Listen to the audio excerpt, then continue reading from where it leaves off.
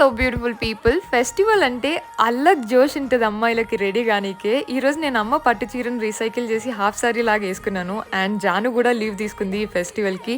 So Janu ready అవుతుంది. Mean while నేను అమ్మ ఇద్దరం కలిసి పెద్ద బతుకమ్మని ప్రిపేర్ చేస్తున్నాము. చిన్న బతుకమ్మని అమ్మ పొద్దున్నే ప్రిపేర్ చేసి దేవుడి రూమ్లో పెట్టి పూజ చేసేసింది.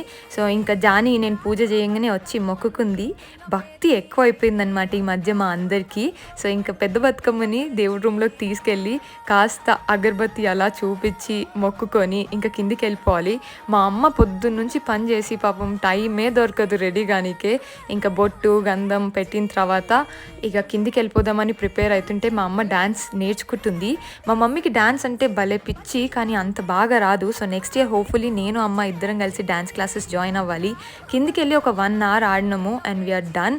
సో ఇంకా మా ఇంటి దగ్గర కమ్యూనిటీ హాల్ ఉంది. నేను జాని ఇద్దరం తీసుకెళ్ళి అక్కడ బతుకమ్మని వదిలేసి ఇంకా రిటర్న్ వచ్చే టైంలో కమ్యూనిటీ హాల్లో ఎంత బాగా ఆడుతున్నారో. బాయ్.